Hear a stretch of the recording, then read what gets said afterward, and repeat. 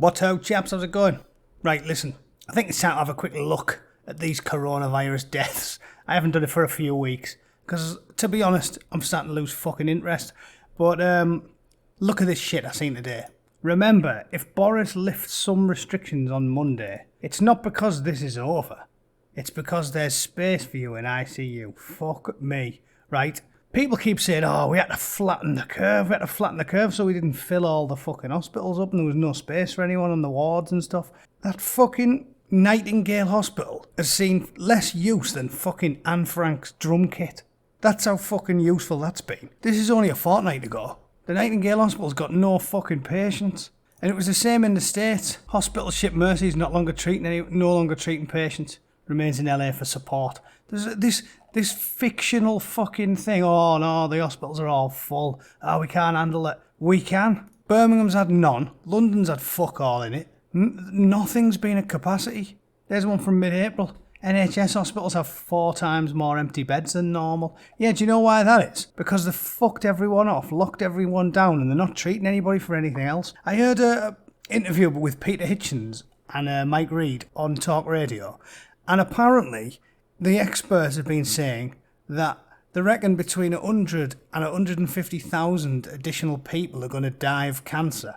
Because for the last 7 weeks or something, you haven't been able to get a biopsy, you haven't been able to get an operation, you haven't been able to get a tumour excised. There's loads of shit that's stopped completely just because of this needless fucking lockdown on a virus that, I will say again, is nowhere near as virulent as they told us it was. Look at this, look at the figures now. So that has been at 4% for ages, active cases, and 16% death ratio from 1.7 million closed cases. Seriously, if you think in this global pandemic there's been only 1.7 million people had it and then recovered, and of that there's a 16% death ratio, you're living in cloud fucking cuckoo land. Every single survey they've done, every single study they've done has proved that that number is total utter fucking bollocks. You don't have to be a mathematical genius to figure this stuff out. Anyway, I went on a bit of a tirade. The one thing I wanted to complain about was, there is no fucking way that these lying bastards are being honest. Fucking Italy. The Italians could not run a piss up in a brewery. Seriously, what's this? It's fucking funny. It was sent to me by my Italian mate. He was howling laughing, and I said, what's this shit? And he said, just watch it, it's hilarious. It's a factually accurate depiction of Europe versus Italy.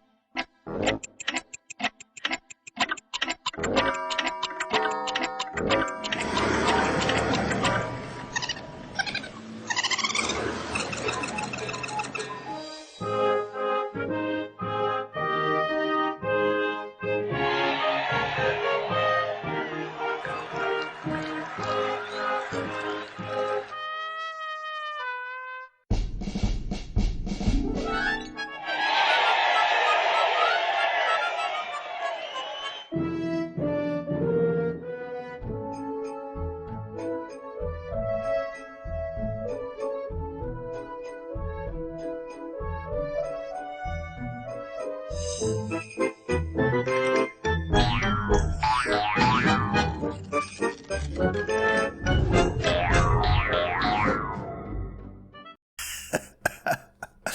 think we can leave it there.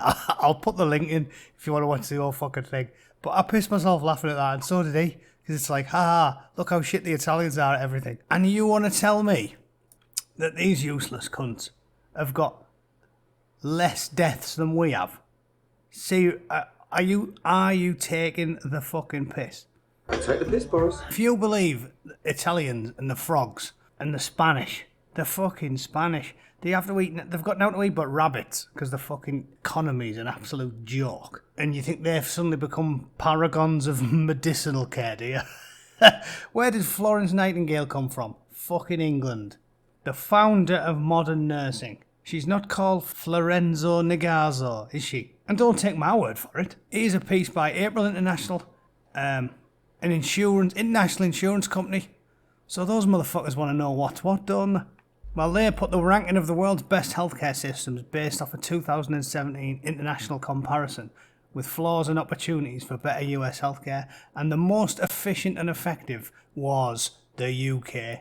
Do you reckon Italy made it in the top 10? Switzerland, Sweden, Australia, Germany, the Netherlands, New Zealand, Norway, France, Canada and the USA. So the Italians, nowhere near. Spain, nowhere near. France, okay, yeah, because France has got more money than Italy and Spain. France isn't totally fucking... I mean, they're not as good as us, but they've got more cash to throw at healthcare than the Italians and the Spaniards. So we're number one. Again, try and be objective. Maybe it's bollocks. Maybe we should be 5th or 10th.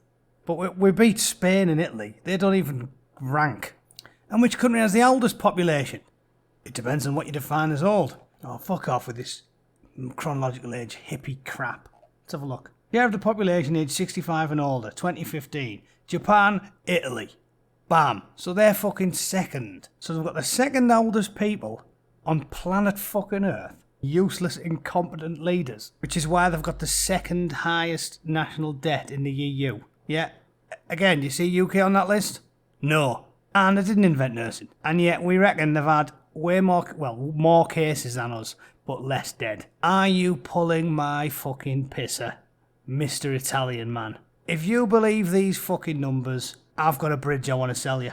That's the point of this video. Fucking don't tell me the fucking UK is the fucking second in the league of death and the USA's top and fucking China's all the way down here. Fuck off. Seriously, we'll have to wait 6 months to get to the bottom of what's really gone on, and we'll probably never get to the bottom of what's really gone on. But can we all stop with the self-flagellation?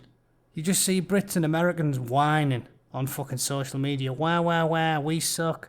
We're terrible at everything. If you think we're worse at running anything than a fucking Italian or a Spaniard, you're a fucking maniac.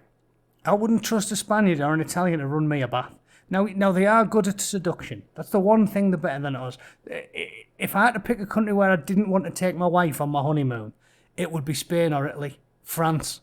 The women in those countries are yo-yo knickered Jezebels who cannot get enough cock, and the men are absolute hounds. So yeah, they're better than us in bed. I'll give you that one.